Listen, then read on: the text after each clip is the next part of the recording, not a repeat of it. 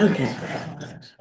All right. Well, good afternoon, everyone. I'm going to call to order the October 17th, 2025 meeting of the Climate Action and Sustainability Committee. Would you please call the roll? Yes, Chair Binker, Here. Councilmember Burt. Here. Councilmember Luke. Here. For the record, we have quorum, 3 are present. Thank you. And we're having a technology furniture malfunction here. Okay. So let's move to public comment as soon as the clerk gets done with the furniture malfunction. Yeah.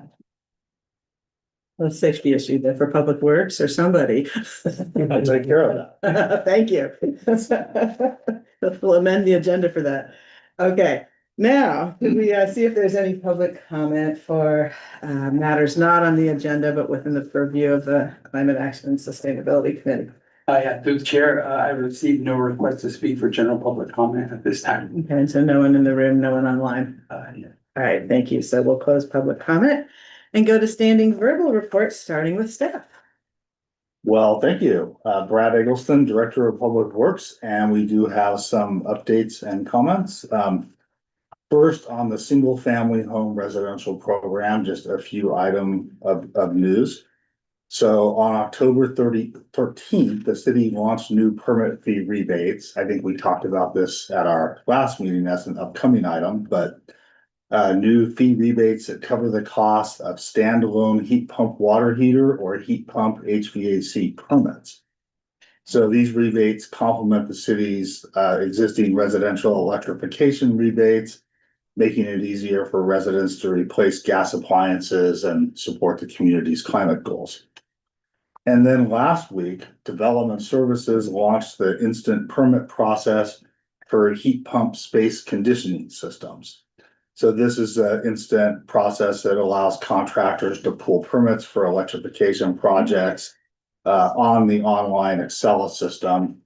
And this milestone is building onto the success with the instant permit process for heat pump water heaters, which came out about 3 years ago now.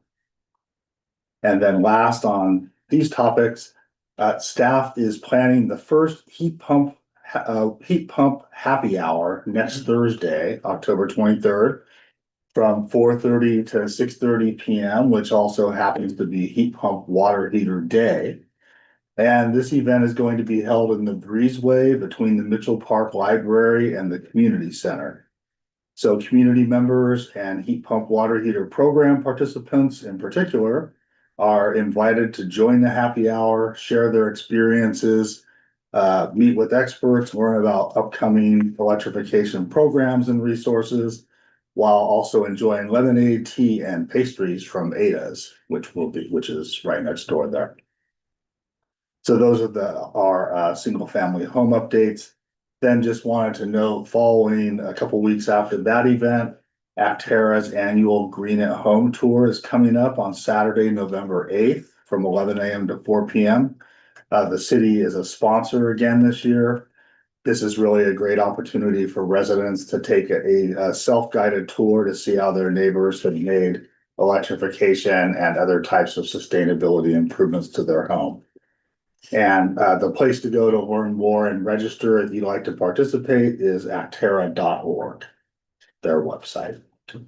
And then last item relating to our bike plan. So kind of at long last, after about 2 years of work, the draft plan for the 2026 bicycle and pedestrian transportation plan update is now out and available for public comment.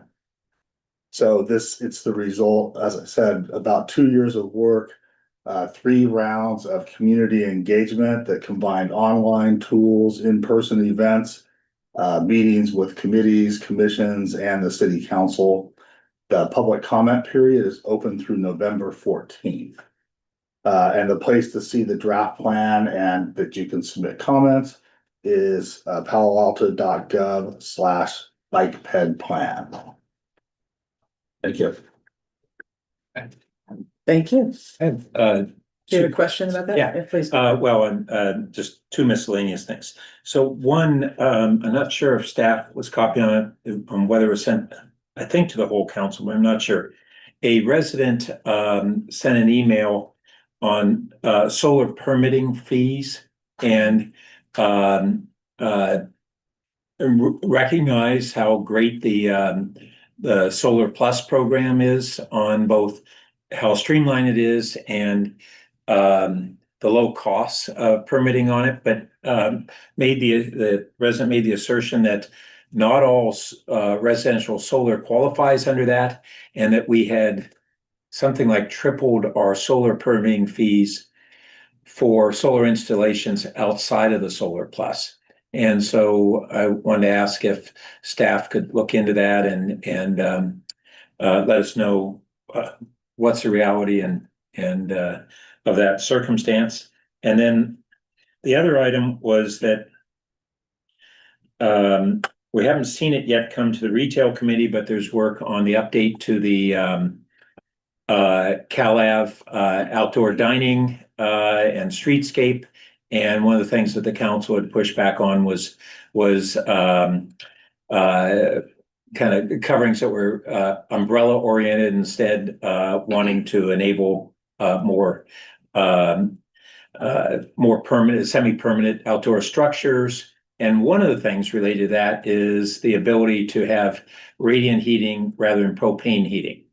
And both from a safety and an environmental standpoint, the advantages to the radiant heating.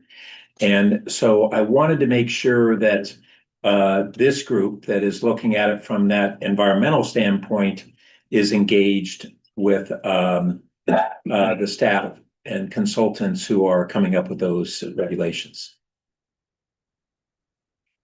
Thanks. Yeah, we can check into both those items. Thank you. All right, thank you. And was that also any committee member comments? Did you have anything else? That was that. Yeah. Okay, so we've moved on to item 2. Do you have any committee member comments? Okay. I just wanted to lift up another item that came in from the public for potential future discussion, maybe when we talk about our sustainability work plan for the next 2 years. On single-use utensils in restaurants in the city, I had received at office hours some comments from a group that works on this type of issue, that they are under the impression this had been in a prior plan of ours and that we needed to make more progress. I don't know the facts, but I assume you do, and if at some point, an hour or later, we could address that, that would be great. If anything. Yes, I've seen that communication, and that's something we could talk about in the context of the next work plan. Perfect, thank you. And then I just wanted to mention, with respect to the Northern California Power Agency, next week is the week of the monthly commission meeting and the executive committee meeting, and the agendas are online and available for that. We actually have 2 executive committee meetings next week because we are in the process of selecting a search firm for the successor to our general manager, which will be a very big decision for the agency. With respect to the Air District, I wanted to mention that we were invited by the director of the Port of Redwood City to take a very interesting Port of Redwood City tour yesterday, because around the port are some pretty spaces, and there are also cement plants with a lot of particulate matter, and there's metal shredding plants with a lot of all kinds of stuff. So it was very interesting to see that. But the good news is that related to that, with respect to the vessel we were on and others in our bay, we can report out that after, 10 years of cross-partisan work and effort, that the Blue Whales and Blue Skies Act passed the state legislature, which will be reduce vessel speed, which, believe it or not, has a significant impact on the emissions from a lot of the diesel-powered vessels in our bay. So that should help our air quality throughout the bay. So we're happy about that. I wanted to mention, and then this past week, the policy committee recommended to the board to relax some of the cost efficiency standards for the Transportation Fund for Clean Air. So when we're looking at EV projects in our city and elsewhere around the Bay. The cost efficiency standard is lowered in response to localities, like ours and others saying, we think we have some pretty good projects, but it doesn't quite meet the standards you've had. And so those funds, they're generated, as you know, $4 every time you register your car. 40% of that goes directly out to administering agencies. And I wanted to mention it because I think it's going to become more important as the federal government continues to cut EV infrastructure subsidies and support. So that's good news. Wanted to mention that with our appliance rules, the amendments that will come into effect in another year for water heaters, there should be a report about possible amendments to that rule revisions by the end of this month. It'll go to the Stationary Source Committee, but there will be opportunity for public input because I've been getting just an awful lot of emails about it, pro and con, and so it's a formal chance for anyone who wants to give input on whether or not those rules should be revised before they are implemented. And I'm happy to talk offline about it. Finally, I guess by the next time we meet, I will be accompanying a delegation from the Air District to, first of all, the C40 conference, which is the C40 climate group, which is working with climate mayors and the Bloomberg Philanthropies to have a climate summit in Rio de Janeiro the week before the United Nations Climate Conference in Belém, Brazil. And so accompanying, so no cost to the city, accompanying the Air District for to both of those entities. And we should have an opportunity, though, while there to share the good works of this city, because people are always interested in what Palo Alto is doing. So if there are messages you want me to take or things you want me to look out for, I'm happy to discuss any of that. That ends my report. So, all right, let's move on to our first action item, which is deals with our commercial heat pump HVAC program. And we'll turn it over to staff and welcome.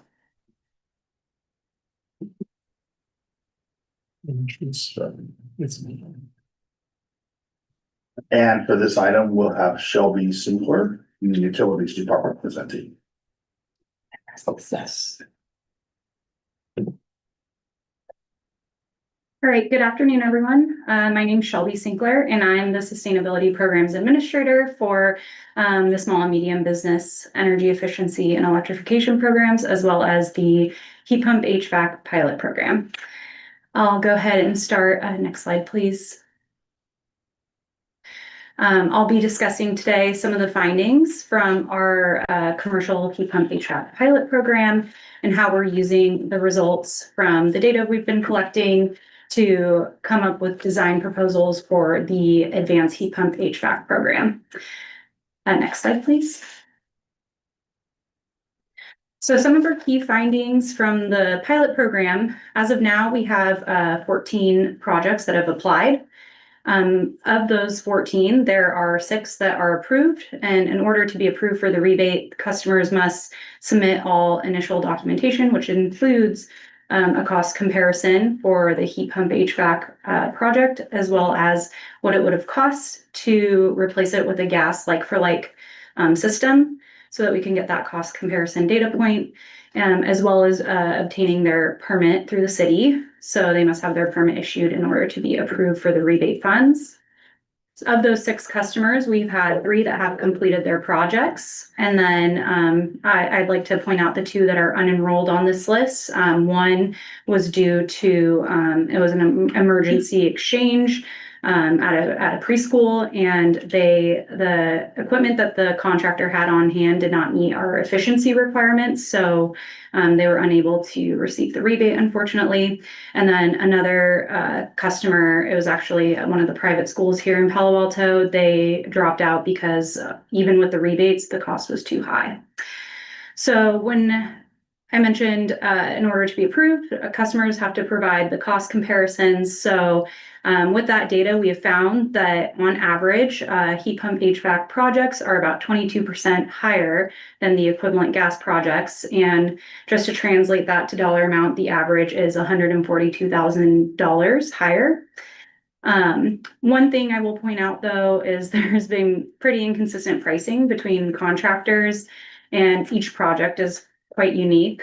Some require more carpentry work and electrical work, and others are more simple swap outs. Another point I'd like to make is that permitting requirements can add some additional cost, which is not reflected in that 22% when comparing estimates, because a lot of the added studies for permitting, such as structural calcs, noise analysis, and line of sight assessments, those are not included in the initial quotes. So those are adding to the overall costs. And some general feedback we've received from customers, I think all of them have pretty much expressed that if it weren't for the boosted incentive, that they would not have been able to move forward with the project, because it would not have made financial sense for their business. We've also gained quite a bit of insight on the permitting requirements. That's going to help us streamline the process in the future to help more adoption for these projects. And then lastly, just the permitting process requiring continued study. We've been working really closely with planning and development services, and we've already made quite a bit of progress in streamlining this and adding additional support. So that's been going really well. Next slide, please. So for the next iteration of the commercial heat pump HVAC program, our vision, of course, is to electrify all commercial buildings and transition customers to heat pumps for space heating. Our goal in order to achieve this vision is to design a scalable, cost-effective program that supports the need of commercial customers ready to remove their gas heating systems. And some design ideas we've looked into for the next iteration of this program is multiple modes of assistance, including a financing option, as well as expert technical assistance. Next slide, please. So another piece we want to expand on is customer engagement. So right now, we are currently doing the first point where the customers are fed through other city commercial programs. Some are directed to us through the website and online form. So that will not change in the next iteration of this program, but something we're hoping to implement is creating a connection between utilities and the planning and development services counter. So if a customer comes in applying for an HVAC permit, they can, whether it's gas or heat pump, they can connect this customer with me or another representative in the utility department to make sure they're aware of the resources we have for them. Next slide, please. Some of the technical assistance components that we're looking into is electrification technical assistance, and the points in this first box we already have implemented through the pilot program. Customers can receive assessments through our other commercial programs we have right now, such as the Business Electrification Technical Assistance Program. And then through this pilot, we have offered additional support specifically for these HVAC projects, which we have partnered with an engineering firm that specializes in electrification. And that's been a huge help for the customers that have taken up that service. So we hope to continue that in the future because that is helping get projects over the finish line.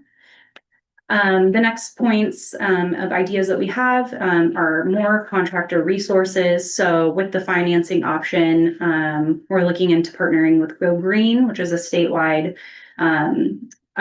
financing program. And there's a process that contractors can get certified for that so that they can help their customers enroll. And then The second point here is city contact for permitting challenges. This is something we've already worked with planning and development services on and has been super successful. We have kind of a point of contact there that if a customer comes to me with specific questions about their comments that they received on their permit or any challenges, we have a point of contact to help them through that process, which has definitely streamlined things a bit. And then the next point is contractor permitting guide, noting key things to watch. We already have the permitting checklist, which has been helpful, and I've provided that to any customer that has applied to be a part of this program. And I've been working with David Chung to add some points that customers felt were missing. So we'll hopefully have the revised checklist soon. And then lastly, we're considering developing a courtesy contractor list. That seems to be the number one request when a customer does sign up for this program or any of our rebate programs for that matter. And we're trying to think of a creative way to provide a list where we can, provide contractors that we know will get the job done right. Lastly, streamlining the permitting process. I know I've touched on this a little bit already, but we're just taking the feedback from customers' experiences and going to hopefully streamline the process in the future. Next slide, please. So here are some changes with the financing aspect. As you know, we already have rebates available. Through the pilot program, we've offered a boosted incentive of $3,500 per ton, and the standard rebate is $650 per ton. So it's been quite a bit more, and this amount is not scalable, but it's what we needed to do to get projects in the pipeline so we can collect all of this data. So moving forward, we'll have to revise the amount that we provide customers for these projects. In addition to that, we're looking for a couple avenues of financing options. I mentioned Go Green Business. This is through the state office. It's a loan that customers can apply for. And we're also looking into the on-bill repayment option through their utility bills. And the way we would balance that out is through taking what their bill savings would be from the new efficient equipment and offsetting that with the on-bill repayment amount per month so that hopefully customers will not see an increase in their utility bills. Next slide, please. So this is some feedback from our discussion the other day with the working group. We received quite a few questions and comments about permitting feedback and way we can continue working on that. Reasons for disparities in the cost between the electric and gas package units.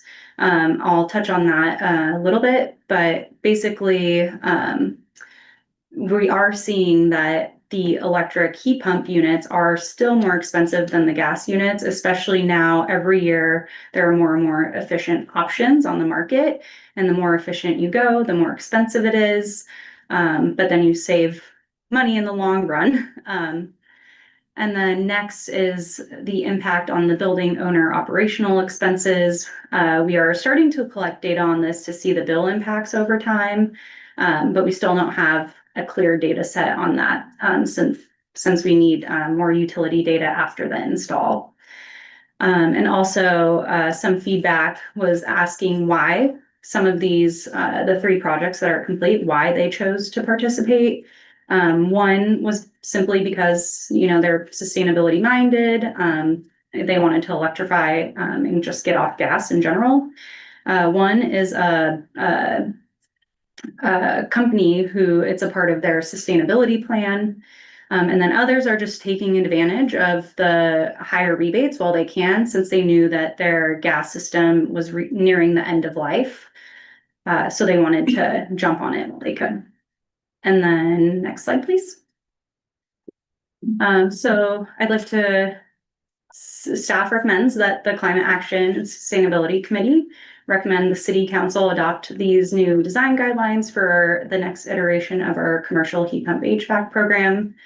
I'd like to open up the floor now for questions and comments. All right.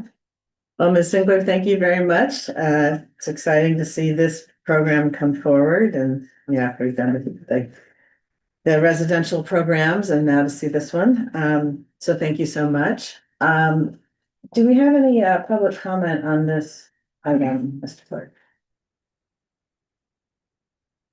I've received no comment cards, and if there's anyone on Zoom that would like to speak to this item, I invite them to raise their hand now. There are none. And no one in the room, it's like, okay, all right, that was public comment. All right, well, I have quite a few questions just to further understand this, but I will defer to my colleagues first. Councilmember Wu, do you have anything you'd like to start with? Sure, I have a few questions and just to, and thank you so much for the presentation, Ms. Sinclair. And just to start, so we're moving forward to approve the next phase, which will be about $1.1 million of subsidies, and about, I guess, 3/4 of, I guess, your time for the next year. And you focus on exploring all of these financing options, you focus all of the contractor and business awareness threads, as well as actually administer and keep studying like the data and things like that, right? So that's the overall shape of what we're moving to approve for the next year. Yes. Okay. I wanted to ask some questions more about the existing users so far.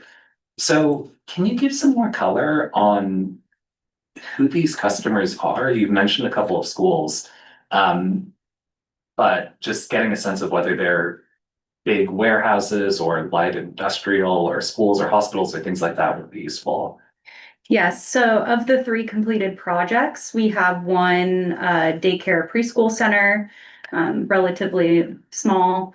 And then we have a small office building, and then actually 2 small office buildings. One's a physical therapy center, but yeah, still in a small office building. And then of the ones in the pipeline, we have a much larger office building project, quite a few faith-based facilities, and other like small office buildings.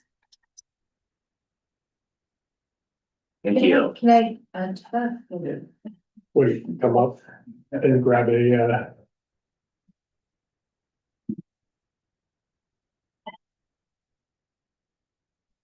Hello, I'm Hiromi Kelty, Manager of Utility Program Services, overseeing commercial programs. I just wanted to add that this equipment tends to be for smaller buildings, so we do not see them at commercial and industrial sites or at our hospitals. Is that intentional based on the program design, or is that just how it worked out based on who ended up applying? Larger buildings tend to have different types of equipment. And these heat pump HVAC systems, the sizes we're usually seeing are 5-ton systems. Public Works is now working on a program at the new community center on, is it Bryant? 445 Brian. At 445 Bryant, and I believe those are 2 5-ton systems. They are 7 rooftop units of 5 to 7 ton capacity each. Right. And that building is square feet. Can't remember, but 2-story. yeah, it's not a very large building. And so when it gets larger than that, then it becomes a completely different type of system for HVAC, including like City Hall, very different type of equipment. Yeah, I could add briefly to that larger buildings and campuses, instead of using these packaged units that individually provide both heating and cooling as a self-contained unit, tend to have chillers and chilled water loops and boilers and hot water loops that send hot and cold liquids to units that do the heat and cold transfer. Got it. So it's very expected that those kinds of users would not use this program. Okay, I was trying to think if within the current set of customers, there was some focus we could do in terms of one type of user that would have a disproportionately large climate impact, or have it or utilize their HVAC in more extreme conditions or more hours or other cases where we could make sure that our subsidies really focus on the biggest climate impact. I think having that as some kind of annotation or something to think about in future reports would be interesting to me. Another question I had about the current set of users is, it was notable that there were a bunch of cases where it seemed like the heat pump option was equal to the gas cost in terms of the bids that the applicants actually got. Can you talk about what happened in those cases? Like, what made the difference? Was it the difference between going on a roof or on the ground, or the size of the building? Like, where does it already pencil as equal right now? I'll use one customer example, where the quotes were relatively the same, and that was because they already had the infrastructure. It was not a rooftop unit, which does add some complexity to some of the projects. And they already had the enclosures on the ground. The cement was already down, so it was really just a unit swap out. So the cost differential wasn't as great in that situation.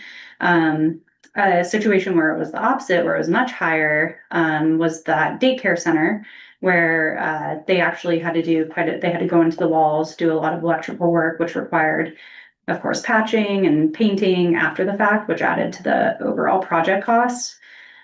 So it's really unique to each project and what else it requires at that time. But I'd say if it doesn't require a lot of changes to the ducting or anything like that, that's when you tend to see similar prices or just like slightly higher with the heat pumps. Shelby, I've also heard you talk about situations where there might need to be some remediation of the gas system or additional work that replacing the unit like for like would incur, that makes electrical a little bit easier in that case. Yeah. Okay. This is really like mentally sort of building on the same thread for me, where there were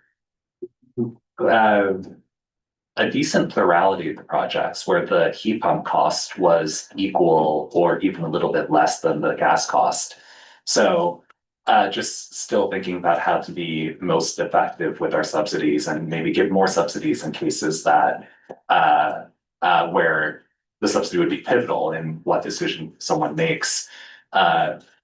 It sounds like the kind of factors, like the state of the current gas system and things like that, are kind of difficult for us to predict or difficult for us to administer in a subsidy program. But I still think maybe there's something to think about in future versions of this program as well, in tailoring for the building conditions that we would especially focus on or give subsidies on. See. Oh, and I just had a more general question about permit streamlining. So that was mentioned in a few places. Can you talk about the thread so far and sort of what's promising or how far you think we can get in terms of simplifying or skipping some of these permits? Yeah, well, we can't skip any of the permits. They're all in place for a reason, for safety, or for building codes in Palo Alto for aesthetics and noise. The customer can't skip any of that. And structural, of course, because of safety issues with roof and all of that. But what we have done to streamline the process is, I've learned a lot about the permitting process for these projects. So I've been able to help customers upfront before they even apply. And I've also started a long running list of common pieces of feedback that I've seen other projects receive in their back and forth in the commenting period for the permitting. And I'll make customers aware of those common pieces of feedback so that they're prepared ahead of time to know what we're looking for. So I've done that. And then I mentioned I also work pretty closely with a couple staff members over in planning and development services. So if a question does come up, they've offered additional support, which has been wonderful for these projects. And then also they're very responsive to me so that I can get back to the customer in a timely manner. Okay. I just building on that, there are a few, sitting in these meetings, because we've dug deep on some of these applications, there aren't any sort of simple universal solutions.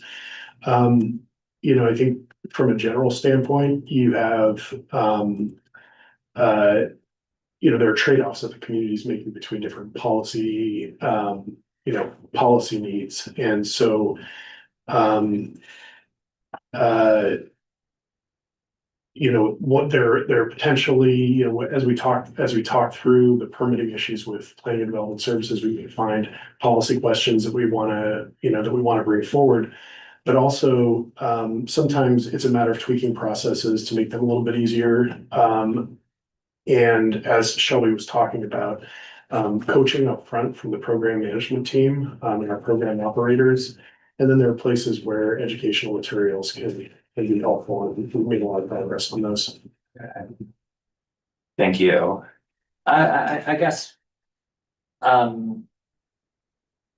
one thing that comes to mind, for example, and we've contemplated this when I was on the Planning and Transportation Commission in like a different noise context, was that if the equipment is rated for a certain noise level and it's a certain distance from the boundary, or from the lot edge, just no need for a sound study, just approve it. Just take the manufacturer specification and say, you don't need a separate sound study or permitting process for noise. I don't recall if we actually made any of those changes in that context, but that's the kind of thing I could contemplate. Or that fire department permits, if there are multiple permits needed, maybe they could all be, if not already, collected at once with one form or something, instead of having to submit multiple applications. I'm trying to think about things like that, and would be interested to see what else we can come up with over the next year of this program. I think some of those noise changes were made for residential scale, but the sound studies are still required for the commercial scale. But those are the types of ideas that I think we'll be having conversations about with the planning and development services team. Okay. Okay, and actually just in response to that, because I really need an intuition for these things, well, what would the commercial scale, how different would that be from like a noise or just like total energy consumption perspective compared to like a 5,000 square foot single family home or something? Because when I think preschool, daycare, I think maybe it's like 4,000 square feet. Maybe it's not so dissimilar from the kinds of things that we could roll out, or we already rolled out on the residential side. Like the total power draw, the total size, the total energy consumption. Can I get like a quick primer? Yeah, I will say these units are larger, and I've actually been at a site where I've heard them running there. It's a pretty loud humming noise. I will say though, in terms of the noise analysis, I think what triggers it is customers, I think in other cities can just submit, like what you mentioned, the spec sheets where you have the decibel levels, you have the distance from the edge of the property. But for here in Palo Alto, it's ambient noise levels. So they have to test the ambient sound when they're all running at the same time. And I'm not professional on this, but I think, different scenarios when it's like night versus day. So there's like different levels of when the system's running all together. That's what requires the test, because they have to put sensors on the units, and that requires an engineer to go out, staff time. I think usually at least 24 hours, usually 48 hours of the study time. So that's why it's adding cost for customers, but so that's where it may be different from residential. Okay. There's multiple units. And if I could add, I think you were also interested in like relative energy use for these types of systems, right? And if you were talking, say, a large single family home versus a similarly sized commercial facility. That would be interesting to look at. I'm not sure we have that now. I will say just, from the perspective of managing facilities, oftentimes the HVAC equipment there has requirements to be running much more often to have fresh air circulation and change out in ways that a single family home system typically doesn't do when it's only looking to control temperature. And we also have higher occupancy density, right? Right. And I also want to point out that, you know, the rules for permitting are the same, whether you're swapping out gas for gas or gas to electric. But the reality is a lot of properties do not get a permit when they're going gas for gas. And that's why there's so much attention to permitting when it comes to going electric, because we are requiring permits. And the permitting process is there for a reason, like Shelby said, you know, the integrity of the roof. I mean, these are all things Yes. that, you know, building owners really should be paying attention to. But there seems to be a history of a lot of gas for, like for like replacements that go on without permits. Yeah, thank you so much. That was a lot of questions from me. I would be happy to revisit some conversations if other people are interested about permitting and noise and maybe simplifying toward what other cities do. But thank you so much. Thank you. So I was able to get this presentation and ask some questions at the advisory committee meeting, so I can trail you and Okay. still have a few follow-ups. Great. Yeah, well, thank you. And that was a very informative discussion, so answered a lot of my questions. One thing I wanted to ask, at the beginning, you're talking about the key findings, and the heat pump HVACs being on average 22% higher. I think you said about 142,000 was the number. Not including permits. And I understand that varies widely depending on context, but can you give us any kind of ballpark, like how much that adds on, and just a little percent? Could it double it? Like what? I do have those numbers for the 3 completed projects, of course. I'd say, just going off of memory, I think one project about doubled in cost. And otherwise, it's really dependent on your contractor, so it's hard to have a straightforward answer. Some feedback, because I've interviewed quite a few contractors at this point to understand it better. And if you have someone in-house that can do like the sound analysis and all those added things, it's much more affordable that way. They kind of include it all in a package. But if you have a contractor who does not have someone on their staff team that can do that, and you have to outsource it, the sound analysis alone could be up to around $10,000. So it's very dependent on, you know, who you're working In with. context, sure. Yeah. Yeah, and the contractor's capabilities, sure. And longer term, our hope, you know, when you look back on the EV charger early days, and, you know, even getting an EV charger installed at your home, the prices contractors were quoting could be very reasonable to extremely high. Like there was no normalized cost. And I feel like the more, you know, businesses say we want to install heat pump HVAC, that the contractor education and then the customers will be more educated to know what the correct price range is. And we're hoping for that. But to get that, we have to get more projects done. Yeah, I was just about to ask a little more about the contractors and that kind of thing.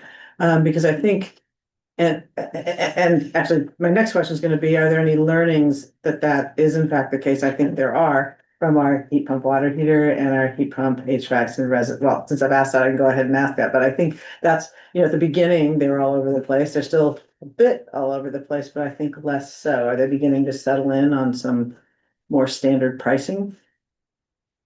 We do see a lot of clustering in pricing with the rebate program, and more of our water heaters are coming in through the rebate program. Mhm. So yes, that does happen. Yeah, so that's what we would hope this would evolve to as well. Right, good. I'm sorry if I can follow up. You said you're seeing more clustering of pricing? Yes, we're seeing pricing that averages that comes within certain bands. Okay, You're for- seeing- so for the that could be program. that we're seeing a cluster at the high end of what we used to see, the median, or at the low end, it's coming down. It's stayed reasonably steady. Yeah, we haven't seen large decreases, Okay. but we also haven't seen large increases. Okay, thanks. Yeah, so we're developing sort of a market rate, whether or not we can put the right pressures on that market to continue to bring it down, that's another conversation that hopefully, or just, increase competition or various, things, but, okay, but we're not there yet with this because we're at the early days is the point. Okay, that's helpful to know.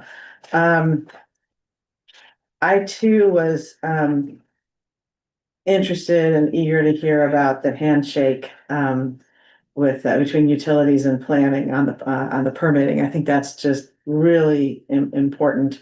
And the city contact for permitting challenges, that's great. The soon to be updated checklist, that's great.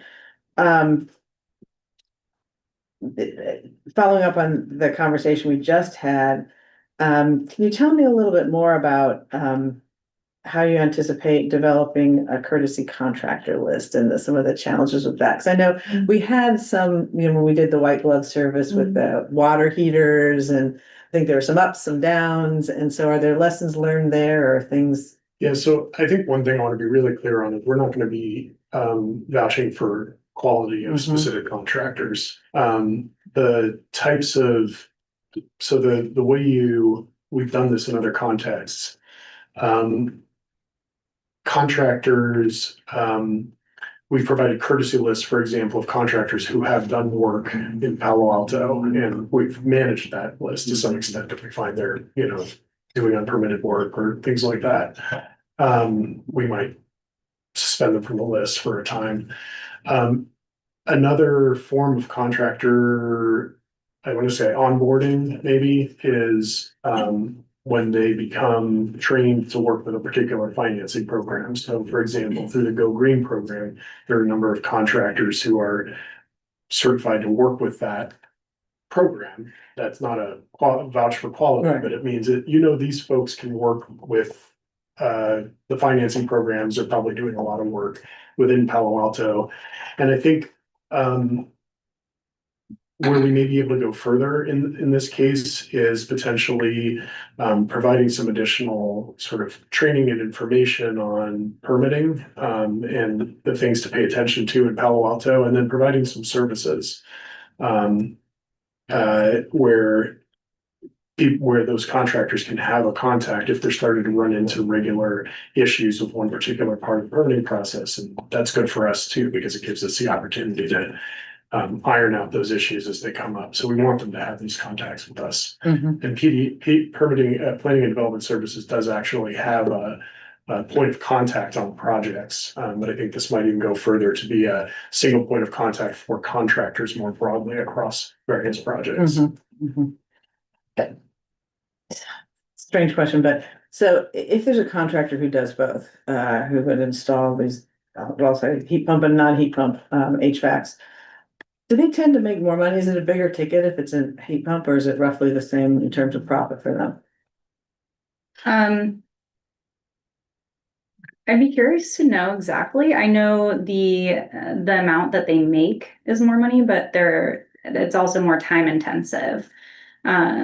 Generally, I mean, this is just based off of feedback I've received thus far, is that the commenting period that adds to their, staff time. So, getting the permit could increase, their time. So I think it's hard to say, but, I do think overall they probably make more money on these projects because the labor and the material is higher.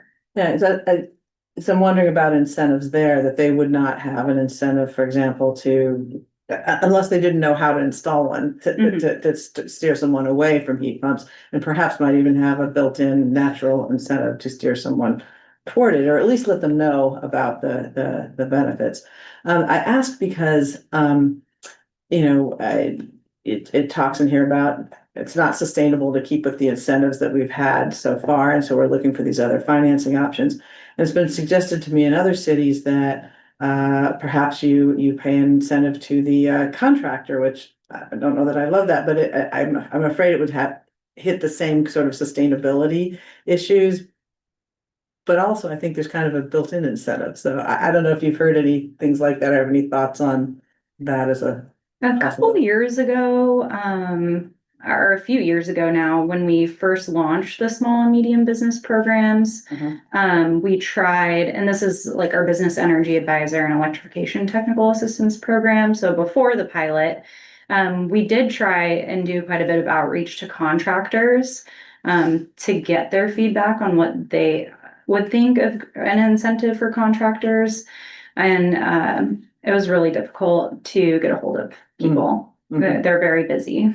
Yeah, no, I'm sure. I wonder if their interest has changed with this uptick, yeah. But we have used that model, where we are directly paying the incentive for the equipment to the contractor under certain circumstances, usually with our own our contractors running the full service of the emergency programs, for example, with the heater program. But it is possible to pay the rebate directly to the contractor, so it shows up on the invoice.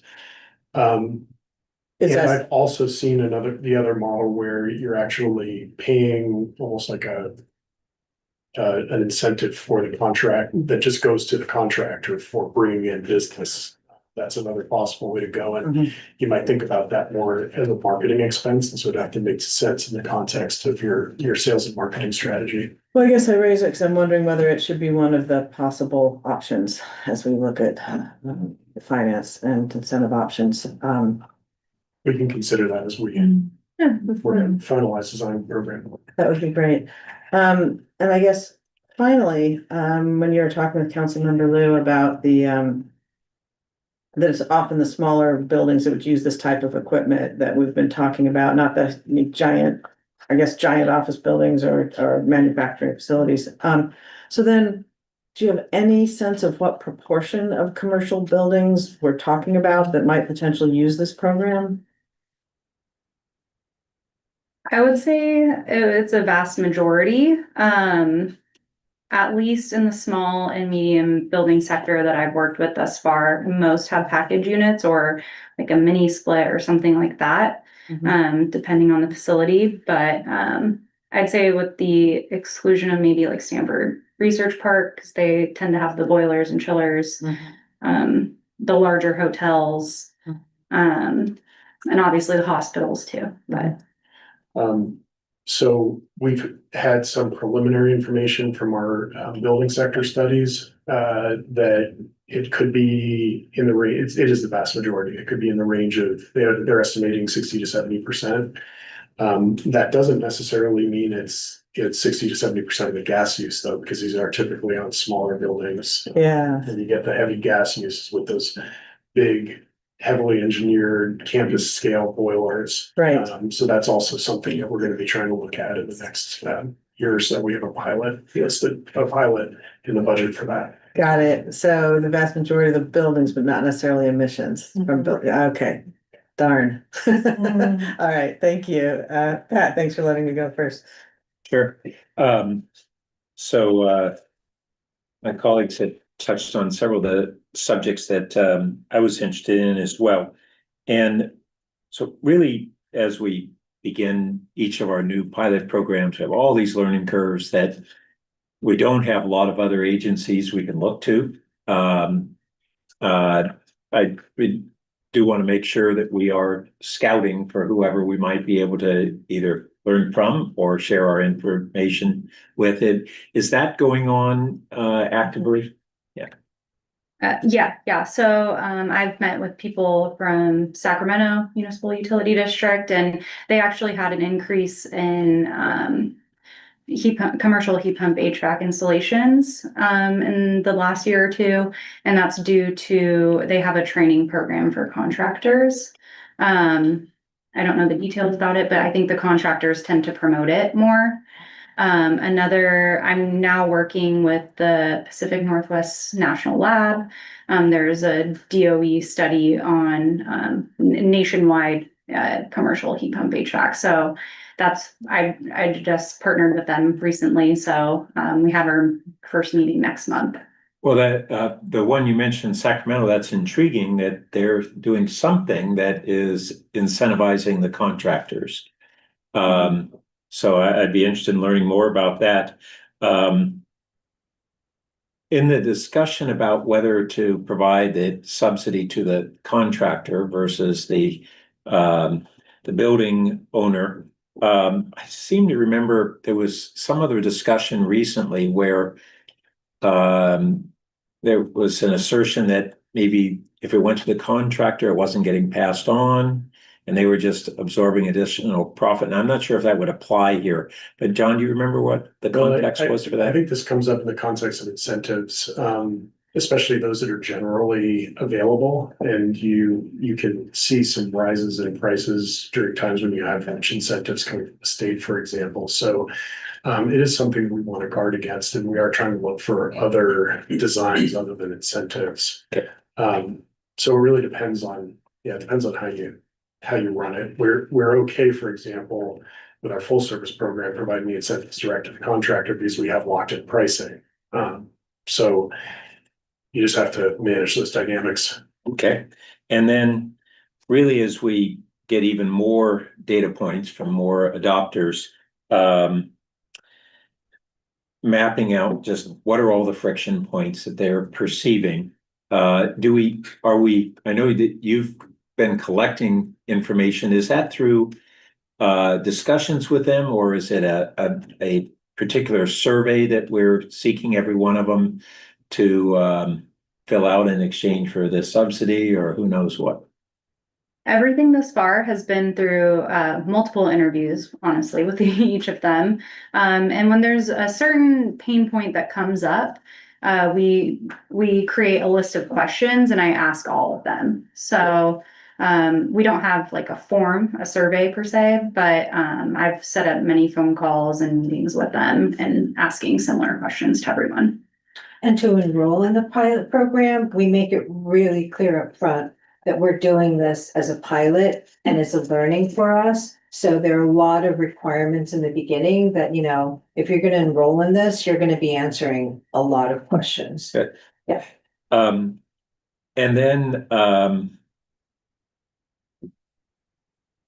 another issue that we talked about in the committee is really trying to understand the cost trends over the last 5-10 years of both the capital and the contracting costs, and whether anybody's doing any projections. And I think you said at the time that, Shelby, that we certainly hadn't been able to identify good historic data. And I'm wondering what partners might have that. I just reached out to folks at Slack and Precourt to see if groups in applied energy there might have either that info or who might hold that info. Yeah. We, yesterday after, was it Wednesday's session? Yesterday we were reviewing some pricing that Peninsula Clean Energy had from a pilot that they ran. And across the board, prices have gone up for equipment as well as installation, but their numbers were from like 2 or 3 years ago. 2020 or 2021. Yeah, so they're old, but it is showing a trend upwards. Well, that's disappointing. And, it runs contrary to what we hope will happen as volume really goes up. But we'll have to see. And then one of the things that we talked about was this issue of a lot of gas for gas replacements are not getting permitted. And that creates, if they don't go through the permitting costs, that creates a disincentive to go to the electrification. They can avoid that permitting cost that way. And one of the things that I'm interested in, that's come up in another related context, I'm trying to remember where it was. Maybe it was just on the heat pump water heaters. But do we need to look at increasing fines for violating requirements to have permits as a way to really get people to go in the front door and do it correctly, not as a way to raise funds, but just as a way to get compliance. So that I think that's something that I'd be interested in seeing, not only in this program, but elsewhere. Our objective isn't to be punitive. It's to, one, not to have an unintentional incentive built into the system to do the wrong thing. And the second, to get them to do the right thing.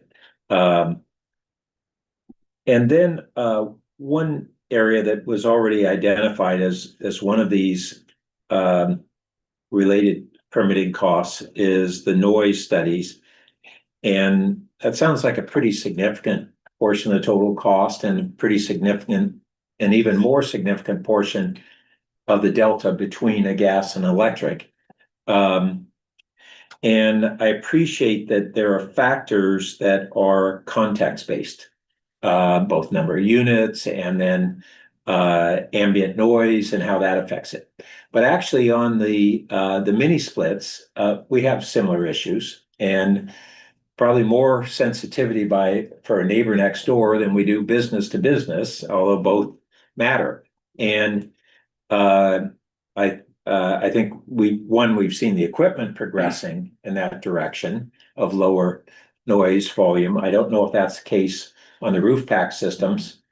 And but I think that if we start from the standpoint that the noise study cost and delay is a problem in the program, and then say, what might we be able to do to address it? And that we may come back and say, well, we can't do diddly. But let's just say that's one of the major costs that has an appearance of something that we could address to some degree.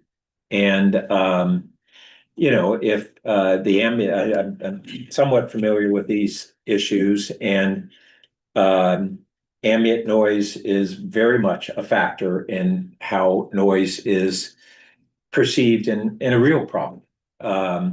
Because this is one of those occasions where perception actually really does matter on noise.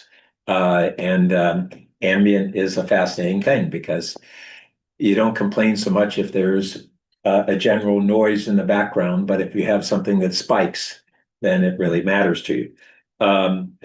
So I don't know whether there might be a decibel level based on a given distance that is a threshold, and if they're below that, then they don't have to do the ambient study, and if they're above it, they do.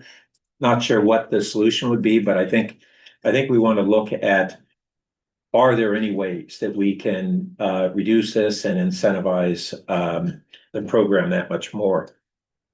And then on the marketing side, remind me how you are getting the word to everybody. Is it, yeah. Yeah, so after launching the pilot program, we sent out a bill insert, though that's hard to reach some of the commercial customers because it oftentimes goes to a third-party billing agency. I have our small and medium business newsletter that goes out to about 4,000 people every other month. I have a decent click-through rate on that. And then also we've posted on social media, but most of the enrollments in the pilot have come through our business electrification technical assistance program, and our vendor has helped us tremendously with marketing to those customers who had heat pump HVAC as a measure on their assessment report. So a lot of them have come through that. And a couple were just random on the website. They just stumbled upon it. So I will just also note that we are in the midst of an RFP to update our commercial program operators. As part of that, we're looking for folks who can provide us with contact lists using available public data. We're also looking at what public data we have available and seeing what we can do in-house with that as well.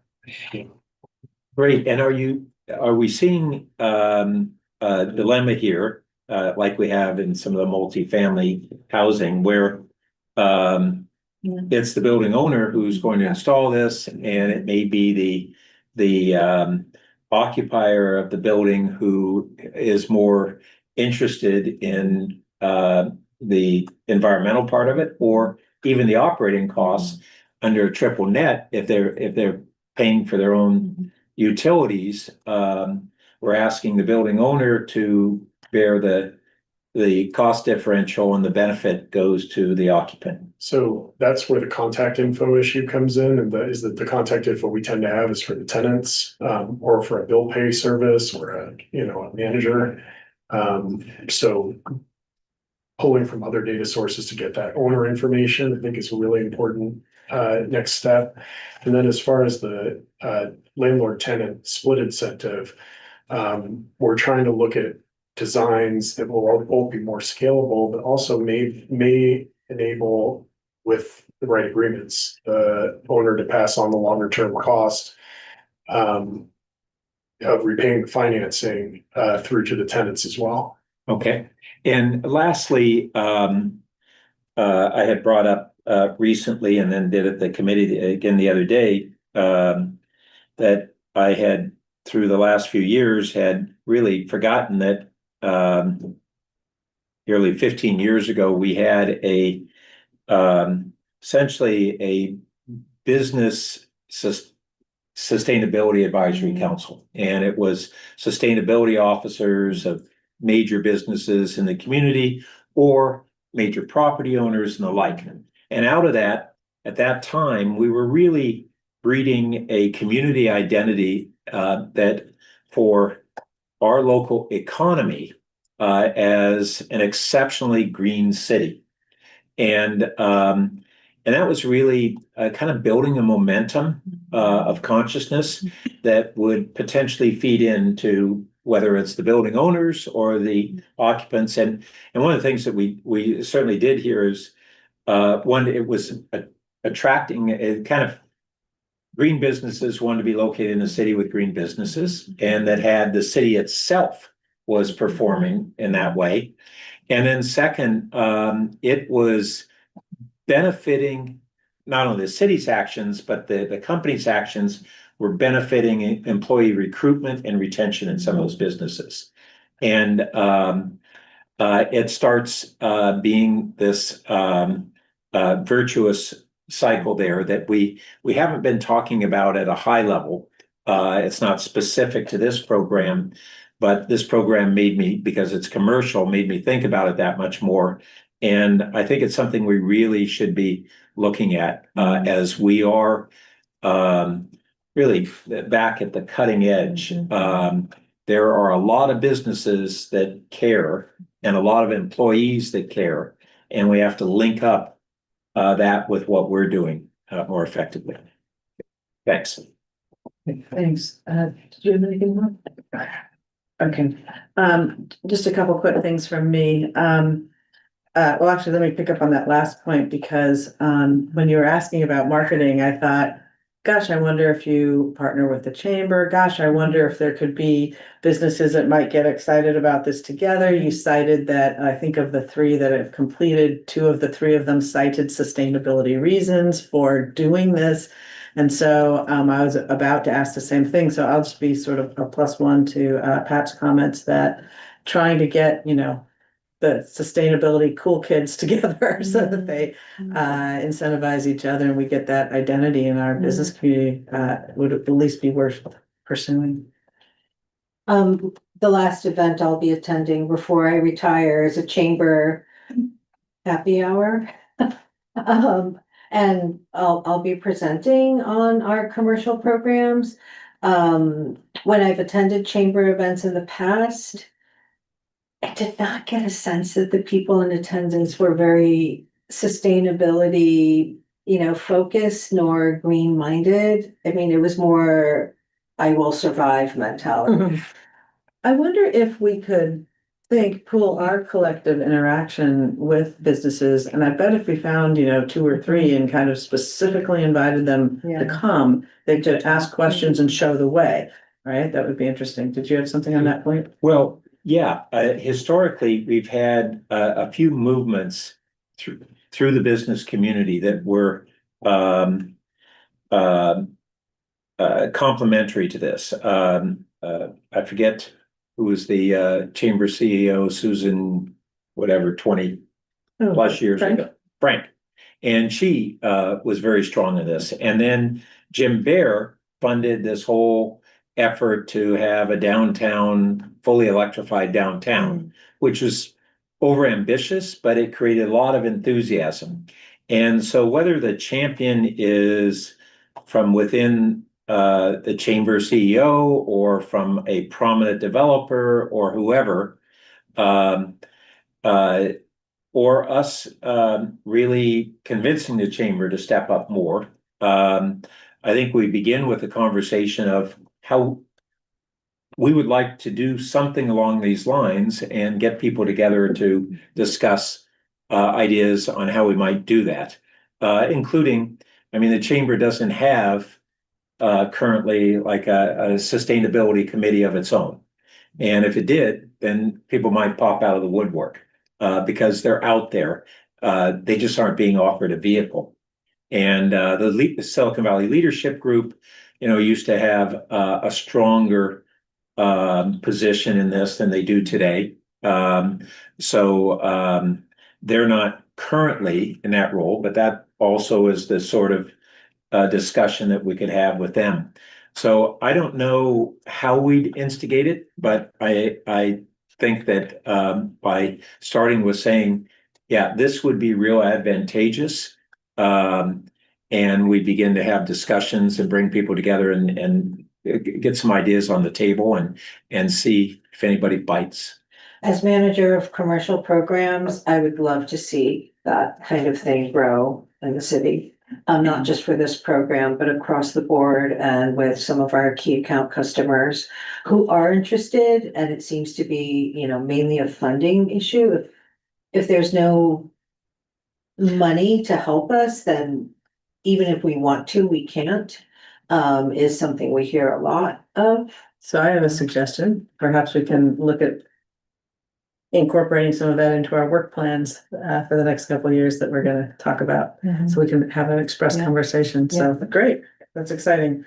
And I assume, are you in touch with San Jose as well? I think typically often staff, there's a lot of connections back and forth, but I know they've been grappling with a lot of similar issues and some of the ideas I've been hearing come out of that study. Yeah, we do talk with San Jose, Silicon Valley Clean Energy, Pencil Clean Energy. Okay, that's great, because I think they're grappling with a lot of the same things. And finally, this idea of increasing fines to get compliance, I'm intrigued by, but I would just be curious for a real quick primer on how do we deal with it now? Like, I have no idea how big these fines are and when they would ever encounter a violation such that, I assume it's not often that we assess them, but how does it work? With the caveat that this, I think we're on a topic that's outside the area of expertise of anybody in the room right now.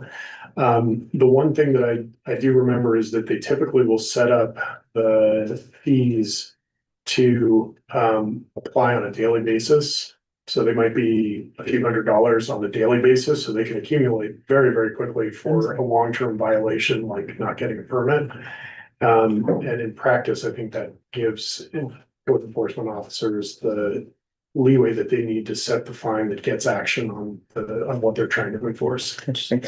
Okay, well, maybe we can just sort of bake that into our thinking on the development of this, but all right, well, with that, so you need a motion, I guess. Because so you would like for us to recommend to the council that they adopt the design guidelines that I believe are attachment A to the staff report. So anybody want to move that recommendation? Should have moved. Right. I think we have two, one of them's a second. We're just gonna count them that way. Great. All right, would you call the roll? Councilmember Burt, Yes. Chair Weaver, Yes, Councilmember Lou, Yes. motion carries 3-0. excellent. Thank you. All right, well, thank you, Ms. Sinclair. Appreciate that. Thank you. And Romy, we're sorry. We're I know. happy for you that you're retiring, but we're sorry we're I'll gonna. still see all of you around town. I hope so. And I'll see Pat at Coupa. Excellent. All right, item 2, discussion of the preliminary analysis of the infrastructure impacts associated with gas decommissioning. Who is up for that staff presentation? Mr. Abenshine? Jonathan Abendschein, Assistant Director for Climate Action. So I'm going to be talking to you about the gas transition study, and really it's just some very preliminary results that I think will be helpful as we start going into discussions about longer term strategy and funding for the SCAP more broadly. We're only at the beginning of this study and we have a long way to go, but that's our reason for bringing it tonight. This has been a study, a partnership between the climate action team and the utilities team. And I just want to note that we have Alan Curatori here to answer any utility specific questions, our utilities director. Next slide, please. Okay, so I just want to remind folks of and talk a little bit about the goal of this study and the context in which we're doing it. So we've been piloting programs over the last few years and doing studies on it to help us understand how to scale up electrification efforts in a way that's both affordable and attractive to the community. And we found some things that work. In the next couple of years, I think we need to experiment with even more innovative approaches. And then we're also expecting to see air district regulations start to kick in over the next few years. And if our programs and those regulations are successful, and we start seeing very high rates of electrification, we need to understand what the impact's going to be on the gas utility financially and operationally. And we need to start developing some strategies on how to operate the gas utility safely and affordably despite those impacts. And that's the goal of this study. We want to try and understand those phenomena before we start encountering them. And I think it's really important to define the bounds of the study, because when we talk about this topic, I definitely see some eagerness from folks involved in the conversation to talk about topics that go beyond the scope. This isn't a study about banning or withdrawing gas service or selling the gas utility, and I want to make sure to keep the discussion focused today on the operational and financial impacts that we're going to need to manage. The study isn't complete, but today's really just about sharing some of that preliminary analysis that I think validates some instincts that we and also the Utilities Advisory Commission have had about the likely financial impacts of high levels of electrification, and then how likely it is or unlikely it is to generate opportunities to abandon gas phase, in the early stages of that electrification transition. And then, like I said, the reason for sharing these preliminary results now is the parallel discussion that's happening on the economics of scaling up our electrification efforts. This study is really focused on what sort of revenues from sources to be determined are needed to safely and affordably continue to operate the gas utility. And it's an important piece of that broader question of the economics of scaling up the electrification transition. So we need to understand how much we can expect costs to decline as electrification ramps up when we're thinking about financial strategies for driving those high levels of electrification. Next slide, please. So I think I've spoken a little bit about these study goals, but I just want to note here that it's about both the physical and the financial impacts on the gas infrastructure and on the utilities financial, gas utilities financial position. And we also will be doing some estimation of the cost of gas maintenance service abandonment, and then developing strategies to mitigate those impacts. Next slide, please. This is a list of some of the study outputs. Obviously, we're going to have that revenue number, how much is needed to keep operating the gas utility safely and affordably, given the gas rate projections that we have right now, but also information about whether there are sort of disparate impacts to particular classes, how it affects how electrification affects operational costs, what the cost of gas main and service abandonment looks like, and then also impacts on some other revenue sources like cap and trade, general fund transfer, utilities user tax, and even indirect cost impacts to other utilities as shared staff, end up having less time spent on the gas utility, but more time spent on other utilities and earning shifted over to those other utilities. Next slide, please. So this is where we are in the study so far.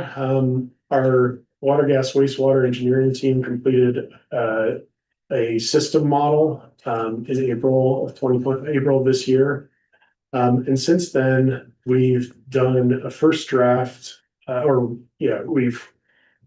we've been using usage data and a whole variety of other site and customer data to estimate what sort of equipment, gas equipment, is actually in residential and commercial sites down to the meter level. And we're using that then to simulate what happens under high levels of electrification using a somewhat random simulation methodology. And we've completed a first draft of those results and the equipment estimation. Once we have those simulations finalized, those have given us some information and will give us some better information about how many mains can be abandoned. Those would be preliminary estimates. We'll take some of those and run them through our gas model to see whether whether they result in physical configurations that would actually be impossible, like, mains that are not connected to any other mains, things like that. And we'll probably need to discount some of those abandonment quantities that are found through the simulations. We're going to use that. So we've done some level of cost categorization to see which types of costs decline with declining or with increased electrification. But we'll also use those gas main abandonment simulations to inform that cost evaluation. And then we'll look at the impacts on customer groups and start working on some mitigations for discussion. And those are later phase discussions that haven't started yet. Next slide, please.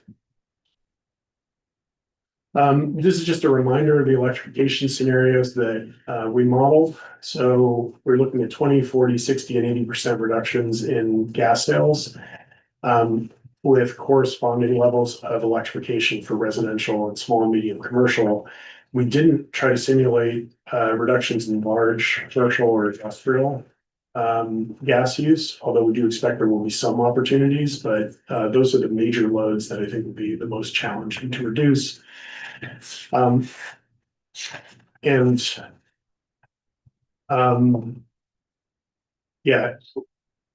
Scenario 4, and you'll see this in a later slide, is a little bit of a bookend scenario. It assumes 100% electrification.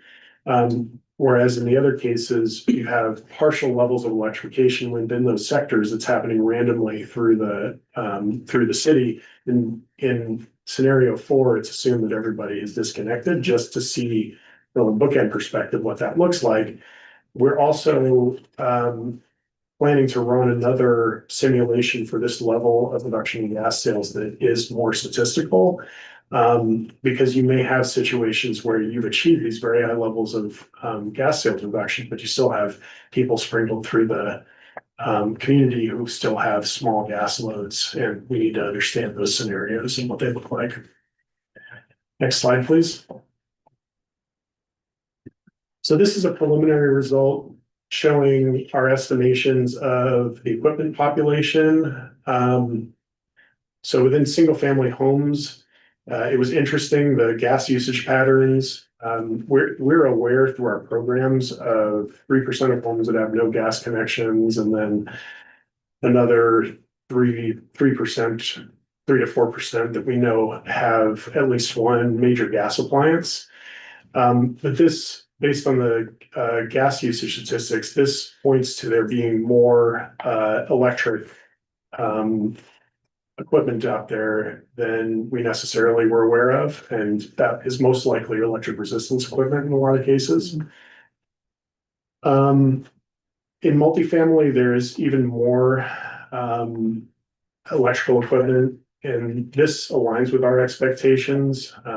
Some of the information that we've been getting from our building sector studies points to this, and I think we're seeing that validated through this gas usage analysis. Now, there are some challenges with the underlying data that we're trying to sort through, so these are very preliminary results. You can see that there are some missing data points for single-family homes, which in Palo Alto are really closer to 15,000 or so. But in the next iteration of this analysis, we're going to sort through those issues and get a firmer data set. Next slide, please. So this chart, chart is it puts into chart form a table that's in one of the attachments to the staff report. And essentially what you're seeing here, this takes a little bit of explanation, but essentially what you're seeing here on the inner circle, that's the factor that drives changes in the costs on the outer circle. So for example, in the inner circle, you see sales in blue drive the costs for the gas utility related to gas supply, environmental charges, general fund transfers, and you can see that those sum up to 57% of the cost for the gas utility, based on the year that we analyzed. And the main takeaway here is that about 60% of the gas utilities costs for this example year decline based on declining gas sales or disconnecting customers, while another 40% are fairly fixed. You don't see declines in those costs until you start until enough people electrify that you're abandoning gas mains. Another takeaway here is that, because only 40% of those costs are fixed, we have these instincts that if your gas sales decline by 25%, then it means that your rates go up by 33%. And that's not the case, because you have only 40% of the cost being fixed. It's really more like 10%. And that's still an important issue that has to be dealt with. But the increase in rates does not match the decline in gas load. That was an important finding here. Next slide, please.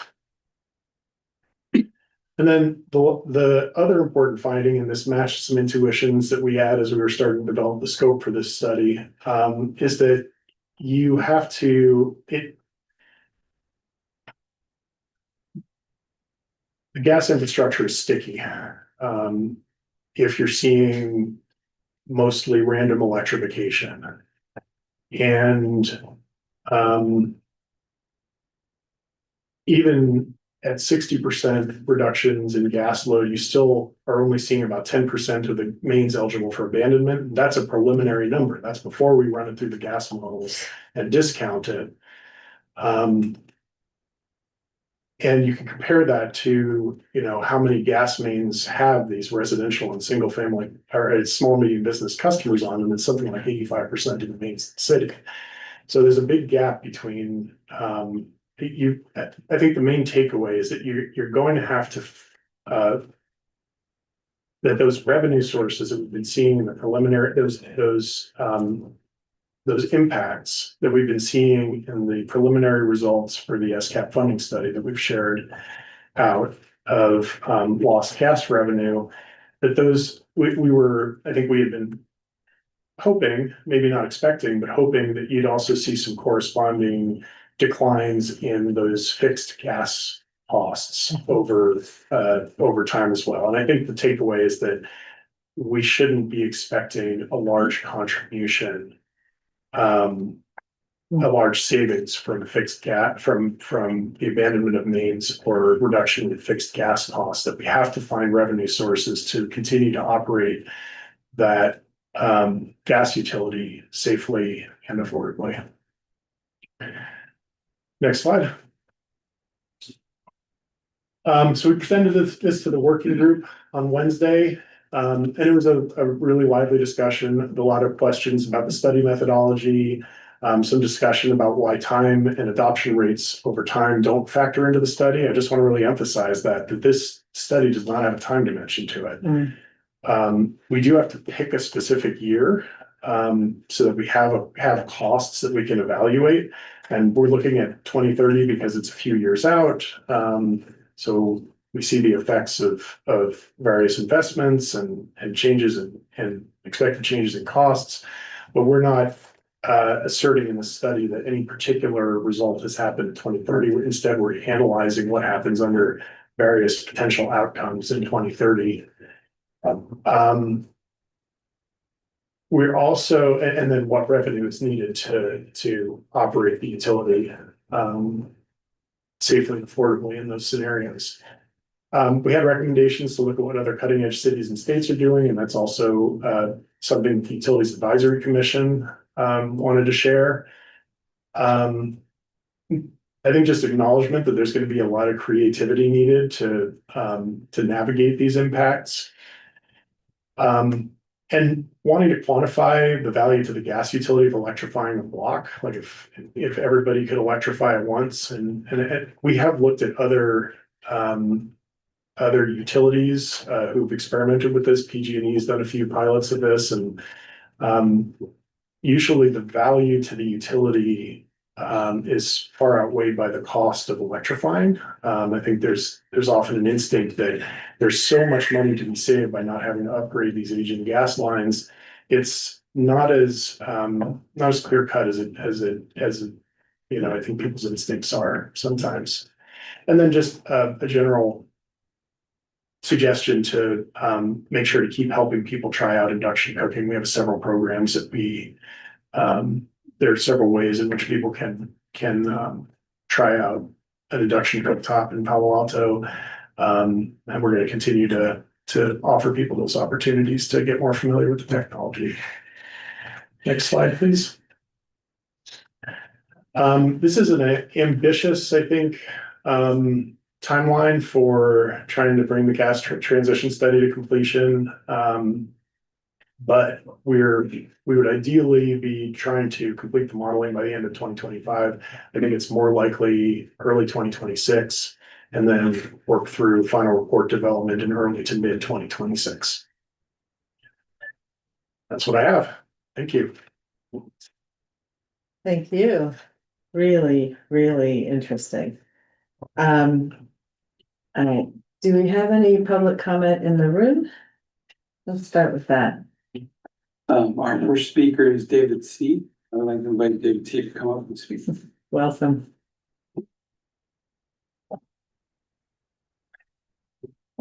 Hello, my name is David Cole. I was not able, or am not part of the working group, so apologize for repeating anything. A few things on costs. If the transfer from the utilities to the general fund, if you siphon off starting now a little bit for a while to cover this transition to gas, that would be one source of revenue to help the transition. In terms of discussion on the block level transition, or even just individual, as I understand it now, the utility comes out and digs up the street and severs the line near the main that for the feeder that goes to the house. Now, as far as I know, there's no other jurisdictions that do that. And while that might be safer, it's a risk that we already take because that line comes to the house now. So when you disconnect that, somehow it's a risk that's too high to let it stand, and you have to dig up the street and cap that. I don't see what the difference is. You could save a lot of money by not digging up that street and capping that line at street level. Anytime you touch a line, you have the possibility of making it worse. It's already intact, it's already not leaking, cap it at the house, leave it at that, put a note at the house. This pipeline is still a potential problem, and it was a problem before, but it wasn't addressed. So why address it now when you turn off the gas? This seems to be overkill on a safety issue. I think that's already acceptable without the gas there. Or with the gas going to the house and being used, so I think there's a savings to be had there. And I don't know whether it's super safe or virtual signaling or, you know, why it's done when other jurisdictions don't do it. It's not done in the commercial sector. For the one building that I know of that was electrified was capped at the building and they didn't dig up the street. So I think there's some savings to be had there. And I'll just mention something quickly on the permitting. If you're looking kind of like a concierge service to help contractors get through permitting, or if you're looking at increasing fines, I think you're going in the wrong direction. It's all indication that the permitting is too arduous, too complex, and needs to be simplified, be made easier. Using carrots instead of sticks are going to get you a lot farther than threatening greater fines. That's not why people do not permit. It's not because of fines. It's because it's so difficult and arduous and takes time and costs more money. That's why people don't do it. So fix the system, don't find the people. I think you're going down the wrong pathway with this. Look at the history for solar permitting. Palo Alto used to do 4 permits for a solar system. And solar was out of hand across the whole state. And finally, the state passed a law, 1 final permit only, no multiple permits in between or multiple inspections. Mr. Cole, I think your time is up. Thank you for. Thank you, thank you. Do we have any commenters online? Our next speaker is Stephen R. Stephen R., you may now speak. Hi, my name is Stephen Rosenblum. This has been a really interesting meeting, especially the first one dealing with the issues of electrification of buildings. But I think that the root issue is we need to make the electricity more abundant and cheaper, and that will essentially catalyze the elimination of gas. And to do that, Palo Alto, having its own utility, has a huge advantage. For example, we can implement virtual power plants by allowing the city to control the charging time of people's cars by turning their thermostats on and off for their electric heating and that kind of stuff. And then I don't know if this is possible, but the city should consider building remote solar or wind facilities and then having the electricity delivered to Palo Alto. If you're not a utility, you can't do that. But since the city is a utility, it should be able to do that. You could use wind, solar, and geothermal and have the power delivered here. Then, as an adjunct to that, we should be building energy storage in the city, not only batteries, but also thermal storage. There are things such as hot bricks where you can just store heat energy during the time there's excess and release it. But the key would be shaving the peaks so that we can make electricity cheaper. We don't need to plan for the peak. We should plan for the average or something a bit above average, and that makes the cost lower. Then well, let's see, one thing. Can't read what I wrote here. Oh yeah, and this is all in line with the goals of the Bay Area Air District, which I'm sure Councilmember Brinker is extremely interested in. It is essentially eliminating climate damage and eliminating pollution in the Bay Area. If we convert to electricity, then we eliminate pollution and we eliminate carbon dioxide emissions. So we're fighting climate and we're also reducing air pollution at the same time. So I think, this is a win-win for everybody, and I really congratulate the staff and the council for being so forward-looking on this issue and really tackling the difficult problems that face us. Thank you. Through the chair, I have no other requests to speak. All right, thank you. Thank you, Mr. Clerk, and thank you to the public speakers. All right, well, with that interesting introduction, which my colleagues would like to speak to it. Go ahead, Pat. Yeah, and I have a hard stop 2 minutes before 4. So one of the things that, as John pointed out, the cost increases are not proportionate to the use reductions, because of the minority of the cost being the fixed cost of the system. But I'm still interested in whether we will see some point of a tipping point as the costs of gas go up in relation to electricity. And I don't know if our model tries to capture that. Yeah, go ahead. So this isn't something that this study is addressing, but more broadly, as we're designing programs, we look at the extent to which gas savings from installing some electric equipment exceed the additional costs of electricity that you're incurring from putting in that piece of electric equipment.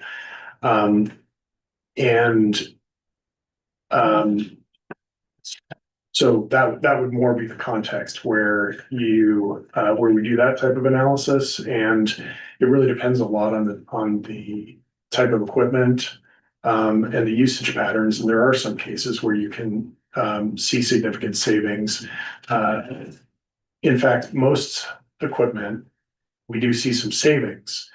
It's just a question of whether the savings outweigh the amortized cost incremental upfront cost of the equipment. But that's all being done in another context, not in that study. I think what I was referring to more is those who are not electrifying, who see their gas costs go up by 5% because their neighbor's electrified.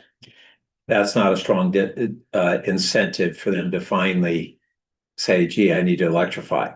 But at a certain point in time, if that gas cost goes up 20 or 30%, then that may be the tipping point at which it starts a cascading impact. And if it moves, even accelerates the electrification, then it makes those gas costs go up even more. That's the modeling I'm talking about. I think generally if gas prices rise faster than electric prices, then electrification becomes more cost effective. What we're trying to do with this study is identify what revenue would be needed to operate the gas utility safely and affordably. If we're safely and affordably for gas rates that are following the general trajectory that we have right now, without large levels of electrification modeled in. So And I was, in addition, the extent to which you find a source to bring that revenue into the gas utility, you're going to see different dynamics on changes in gas rates related to electrification, depending on how much revenue you bring into the gas utility to keep it running. so I was under the understanding that the study had not only that internal analysis of how we would manage the costs of maintaining the gas utility through that transformation, but how this transformation may occur, at what rate, and what cost drivers, combination of gas rate changes with incentives will accelerate the whole electrification. Those conversations are happening in other contexts, more in the context of the SCAP funding study. That's not the goal. That's not the focus of this study. Although when you know what that revenue is, you can back calculate what the potential rate impacts are depending on how much of that revenue you do bring in. Okay, and then I'll just note that it was really encouraging to see how high of electrification is already there in multifamily, because that we thought that was going to be maybe our greatest challenge or one of our greatest challenges. And uh, and I'd be interested in kind of a geo mapping of, do we start seeing, because multifamily, some of them are large multifamily and others are small quadplexes or whatever. But out of the larger ones that are in districts that are multifamily, do we see some opportunities for capping off lines that may be sooner than what we're seeing in a residential neighborhood? I think the amount of electric equipment that we see in multifamily right now, mostly comes from the economics of building multifamily housing, that it made more sense to put electricity in rather than running gas lines through the whole building. If there are areas where there's, for example, a lot of electric heating and one central gas boiler, those may be locations where it's easier to fully electrify that building, and that could result in disconnection potentially. So those would be the sorts of opportunities you'd look for in that space. Okay, and I guess a takeaway is that this full transformation is going to be tougher than many of us assumed. I know we had a lot of pressure from advocates to simply set a date for retiring the electric utility, and I think what we're discovering is the complexities of that are even more than we feared. I think that's fair to say. Okay, thanks. Thanks. Thank you. This is a really interesting report, and I think there's also really exciting opportunities for us to publish this more broadly, take this to conferences, things like that. I may have missed this, but actually, just to confirm, in the units in the data set, there are around 17,000, and there are more than 17,000 housing units in Palo Alto. Can you remind me what the gap was? A lot of it has to do with sites where we had trouble matching the utility usage data to an assessor parcel. So we need to do some more involved data cleaning to try and get a better match there. But I think we have a large enough sample size that we have a pretty good, we have some pretty good preliminary results as we're going to brought into you. Okay, and we don't think there's like any reason for those other units to be biased or off in a really significant degree, especially for the multifamily units. So we don't have any reason to believe that. Can't rule it out. Okay. One thing that I'm curious about is the 40% fixed cost you've mentioned and how that affects bottom line prices for gas users. I think it'd be interesting to look at not just the cost for the average gas payer, like going up by X% or as people drop out of the system, but maybe actually looking at the actual cost to deliver gas for a particular consumer. So that makes sense if you are in a block with 10 homes and each person pays $100 gas bill, the $40 fixed cost element to it. When you're the last home on that block, would you actually pay a $400 fixed cost, because that is the proportional cost for your main and for your section? I don't know if that kind of analysis is feasible or that kind of cost pricing even makes sense. I'm curious for your take. And I don't think I'm able to say anything about that one way or the other. That what you're talking about gets very deep into cost allocation and rate design. I think we could take it as a comment or a question, and keep it in mind as we're continuing the study. Yeah, I'd certainly be curious how different rate designs set up, but I think different feasibility levels. Could you also address the public commenters point that I didn't fully understand about decommissioning, the different ways to decommission or disconnect someone from a gas line? You know, we have our utilities director on territory. Yes, thank you. This actually also came up at the UAC in terms of how we would decommission the gas system. So as the commenter mentioned, that we do have gas services that go to individual homes. And the reason for those gas services is to provide that service. In terms of a risk management, in terms of having a gas line that's capped at the home, we would actually bring that back to the main and cap it there. So we would not have any gas service going through to a parcel that's not being served. That's not something that we would continue to do, and that was one of the things that we mentioned in the report. I think what the finding in this gas transition study really meant is looking at what's the most effective way of transitioning, and not only in a cost-effective manner, but looking at mains for neighborhoods, and that has come up on several occasions, I believe, with the SCAP group and UAC on what we can do for that. For example, we have gas main replacement programs where we have some aging distribution systems that need to be replaced. And those are, hundreds of thousands to millions of dollars.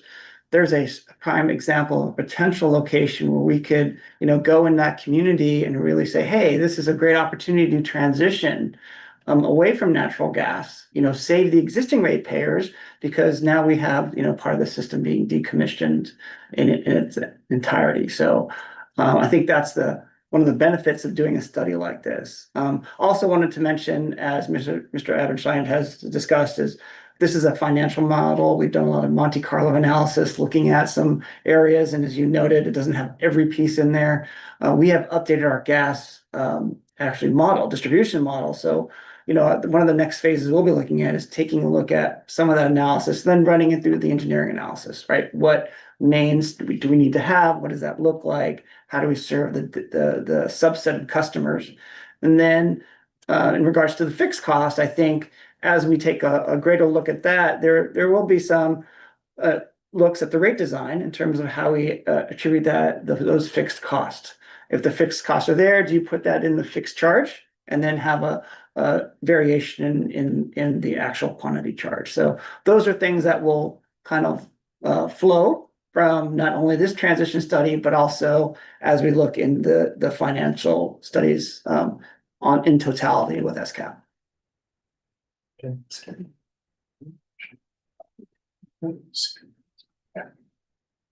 Yeah, so just the safety reason for capping at the main is you won't have an active line.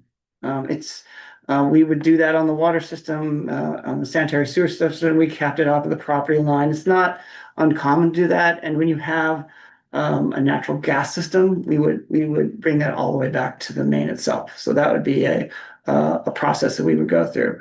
We also wanted to mention for those customers that do go out and electrify the homes, right? We do have funds available for those residents. That cost would be borne by some of the other restricted reserves we have, so it wouldn't be a cost to the resident to do that. That's something that we would do as part of their site and their commitment to electrify their home. Okay, I know one statistic that I had heard was that some large fraction, maybe even the majority of our gas leaks come from dig-ins on people's property, right? That's why you don't want that active gas. Dig-ins, cross bores, it's additional cost for us to have to USA. We would have to go, if the gas meter is gone, we have to go out there and have sniffers to figure out if there's any leaks. So there's a lot of issues if you partially abandon or don't abandon systems in terms of that. So we do not want to have those issues where we have cross bores, where different utilities are coming out and we're having, materials and equipment and lines out there are still active and pressurized. Okay, fair enough. And I'm sure we can discuss more later or model it out later. The sequencing of potentially trimming it at the neighborhood or block level and maybe negating the need to do property line gas trimming. So, Yes, so Yeah. if it's able to electrify an entire block, we would just go to the mains at Yeah. the edge of those blocks and then decommission the line Yeah. entirety and abandon it in place. So that's the most effective way to get that done.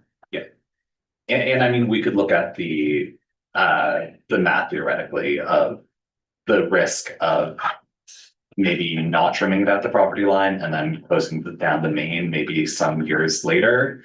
I don't know if that actually is a material factor in analysis for safety or for cost to potentially only cap it for some interim period, but that's a technical detail that I don't need to worry about. So thank you. All right, thank you. And actually, Mr. Curtori, if you could stay there for one more second, I want to follow up on that. So I think what I heard you say there is that it's not unusual. So it's not just Palo Alto, it's not unusual in other cities to also cap it at the main, as opposed to at the house. Yes, it's typical. You would cap it at the main itself. Okay, And this is not only for gas lines, but in other cities for frankly, water lines as well. You don't want to have, charge facilities going off site that you don't know what's going to happen on site and you can have those risks and liabilities, and the risks and liabilities will be higher for a gas system. sure. And, but whether for safety reasons or other reasons, it's not just us. Not just us. And and I think what I also heard you describe as you were talking about the different things you would operationally have to do depending on where you cap it, that the cost is not necessarily greater to cap it at the main than at the house, or how does that work? Yes, so let's assume you have a normal residential block and you have 20 customers on that block. So it's more costly to go to the main and then isolate the line at the service going to the home. If you're able to electrify an entire block per se, then you would cap it at the main in the street, and you would on just both edges of that main. You wouldn't touch the laterals going to the homes, so it's much more cost effective to do it there. But that's if you have a whole block. That's if you have a whole block.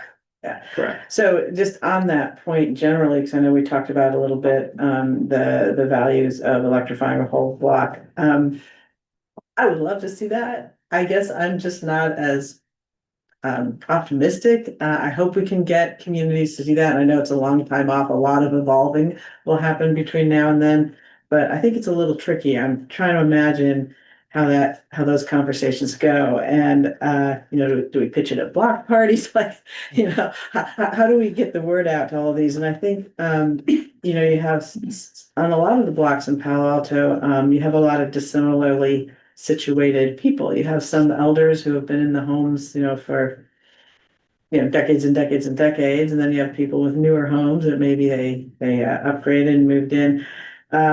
I would love to see it, and that's another conversation we're going to have down the road. But I think we can't forget the human dimension of people not wanting to be crosswise with a neighbor, and so these are just things I think that we can't ignore. It's easy to look out to model things, but there's a very human factor here of doing things in groups. But I wanted to ask, actually, and quickly to follow up on what Pat was asking about with the single family and multifamily percent electric already, which was encouraging. Does that mean that we're pretty much at scenario one, like now? No, tell me why not. Those buildings have had electricity for decades. They were built that way. So the amount of the gas that we're trying to reduce is the gas from, 50-60% gas penetration in multifamily buildings. That's our starting. Yeah, so I think I can say more quickly. So on the numbers in the chart on slide 6 are reductions, not absolute numbers. Is that right? Let's see, slide 6. And I'm looking at it now. So this is a reduction in gas sales, not like what percent of. Yes, exactly. I Yes. see. I was Yeah, reading it as absolute. It's a Yeah. relative. Not Okay. absolute, it's relative. Got it. Thank you. I missed It is, it's complicated. There are a lot of percentages. Well, yes, Yeah. to make sure I No, understand. yeah, it could be clearer. No, no, I just missed reduction. We're good. So then, my last question is one that also is a little forward looking, and so it's probably not fully answerable today, but are we considering that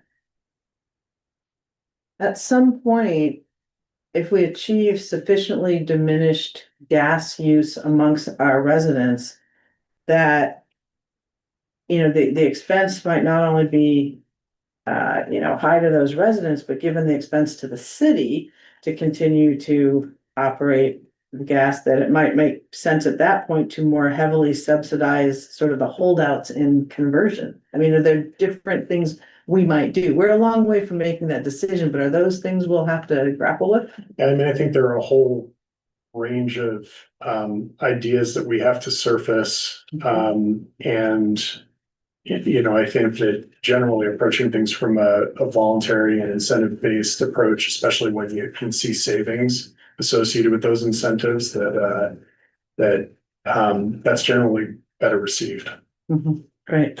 Okay, well, that's all I had on this one, but it's fascinating and to be continued. I'm sure we're gonna have this conversation a few times, but I think it's fabulous and speaks well of the city to kind of get ahead of this issue and see how it would look, so that if we're fortunate enough that we get the electrification we seek, that we can support it from an infrastructure standpoint. So thank you very much. Anything else from me? No. Okay, well, we'll close out that item. Thank you. I guess that takes us to the end here. Future meetings and agendas. Mr. Eggleston? Yes, so we have a scheduled regular meeting coming up for November 14th. I will note that we're looking at potential times to reschedule that to the following week if possible, so that's still to be determined. But topics for that meeting are the reliability and resiliency strategic plan, cost benefit results, and program ideas, which is a topic that will also be going to the city council as an action item in December. And as well, we're planning an item that will be a status update on SCAP mobility goals and key actions, as well as some review and feedback on the tentative mobility items for the 2026 through 2027 work plan. And then I did want to note that in addition to the regularly scheduled December 12th Friday meeting at the regular time, we're planning a December 13th Climate Action and Sustainability Committee special meeting that will also serve as a community workshop, essentially on residential electrification progress and strategies. And the goal of that is to have some in-depth discussions as we go and finalize what that next 2-year work plan would be. So that's going to be located in the El Palo Alto room at Mitchell Park Community Center at 9 a.m. on December 13th. The agenda and activities are still under development, so there'll be more to come on that. Well, that's exciting, and thank you for working on that workshop. I know it's an extra lift for staff, but I think it'll be really a great experience. And yes, to the extent my colleagues and staff, we can reschedule the November 14th meeting. I would appreciate it because I will still be at the United Nations Conference on Climate. And so I'll be doing climate stuff, but I won't be doing it here. So if we can reset that, that would be terrific.